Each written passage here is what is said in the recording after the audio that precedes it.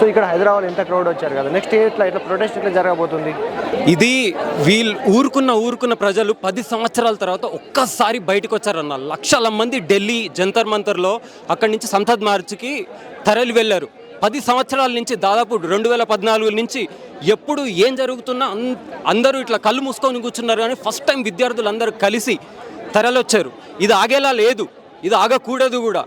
ఎన్ని సిస్టమిక్గా ఎన్ని తప్పులు జరుగుతున్నా సిబిఐని, ఈడీని, అన్నిటినీ, కోర్టులని కంట్రోల్ చేస్తున్నా, మేము 10 సంవత్సరాల నుంచి వాగుతున్నా, ఎవరు ఎక్కువ మంది కలిసి రాలేదు. కానీ ఈసారి జనం లేచారు. ఈసారి 20 జూలై రోజు ఢిల్లీలో ఏదైతే జరిగిందో ఎంతమంది వచ్చారో అంతమంది నాకు తెలిసి ఒక 20 సంవత్సరాల నుంచి ఎప్పుడూ రాలేదు.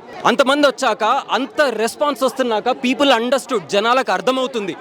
అండ్ ఇది వైలెన్స్ జరిగింది అంటున్నారు కానీ ముందు రోజు నైట్ నుంచి ఢిల్లీ పోలీసే ట్రక్కులల్లో రాళ్ళు నింపుకొని తీసుకొచ్చి అక్కడ పెట్టి, పగిలిపోయిన కార్లు, వాళ్ళ పోలీస్ స్టేషన్ల నుంచి, స్క్రాప్ యార్డ్ల నుంచి పగిలిపోయిన కార్లు తీసుకొచ్చాడ పార్క్ చేసి పెట్టి, ఇవి వాళ్ళు ప్రొటెస్టర్స్ రాళ్ళేసారని చూపించడానికి అమ్మాయిల్ని ఎంత హరాస్ చేశారంటే పిచ్చిగా చెప్పలేని విధంగా కర్రలు పెట్టి గుచ్చుతున్నట్టు, లోపలికి రా మీకు సమాధానాలు చెప్తా అన్నట్టు పోలీసులు ఆన్ వీడియో, పోలీసులు ఆన్ రికార్డ్ మాట్లాడారు. ఇంత నీచమైన పోలీస్ దౌర్జన్యం ఇప్పటి వరకు నాకు తెలిసినంతవరకు, నాకు 35 సంవత్సరాలు, ఇప్పటి వరకు నేను ఎప్పుడు చూడలేదు. మేము 2014 నుంచి ఎన్నో అక్రమాలు జరుగుతుంటే మాట్లాడుతూ ఉండి అలసిపోయినాం.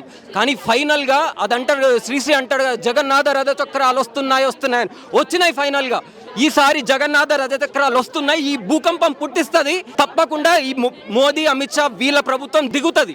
ఇదే దానికి పునాది. ఏదైనా మిగతా రాజకీయ పార్టీలు ఏదో సపోర్ట్ చేస్తున్నారు, ఒక మాట అలా సహాయం చేస్తున్నారు, సపోర్ట్ ఇస్తున్నారు. కానీ నైతిక బాధ్యత ఉంటే ఈ ఎన్డీఏ కూటమిలో ఎవరైతే ఉన్నారో, ముఖ్యంగా టీడీపీ, జనసేన, సిగ్గు, కొంచెమైనా నైతిక బాధ్యత ఉంటే మీరు సపోర్ట్ విత్డ్రా చేసుకోవాలి. ఇంతమంది విద్యార్థులను, దాదాపు 100 మంది అక్కడ ఇంజూర్ అయ్యారు, 1000 మంది ఇంజూర్ అయ్యారు. 12 years పాపను కూడా కొట్టారు.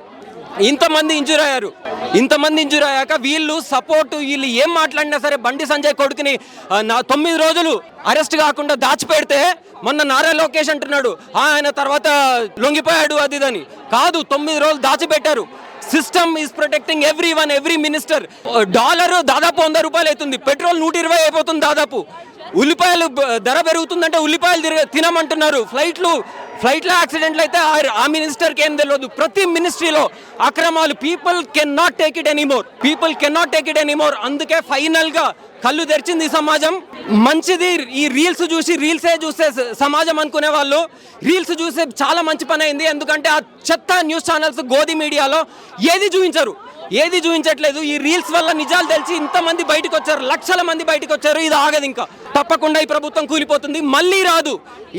ఇంకా ఎన్ని డీలిమిటేషన్ కానీ, ఎస్ఐఆర్లు కానీ ఎన్ని చేసి, ఎన్ని ఓట్లు మార్చుకున్నా, అటు ఇటు చేసినా ఇంకో 5 సంవత్సరాలు గెలుస్తారేమో. కానీ ఎప్పుడో ఒకప్పుడు పడుతుంది, ఈ గవర్నమెంట్ పడిపోతుంది. పడ్డాక అందరికీ తెలిసి వస్తుంది. ఆర్ఎస్ఎస్కి, బీజేపీకి సపోర్ట్ చేసిన వాళ్ళు మళ్ళీ ఎప్పటికీ రారు. ఇప్పుడు హిట్లర్ని నియంతగా దాదాపు ఇన్ని దశాబ్దాలుగా అనుకుంటున్నాం. అట్లా మోదీ, అమిత్ షాని, వీళ్ళందరినీ ఈ లాస్ట్ 10 సంవత్సరాల పాలనని అలా చరిత్రలో అలానే మిగిలిపోతుంది. మళ్ళీ ఎప్పటికీ ఇలాంటి ప్రభుత్వం ఇంకోటి రాకుండా ఈ జనరేషనే చేస్తుంది.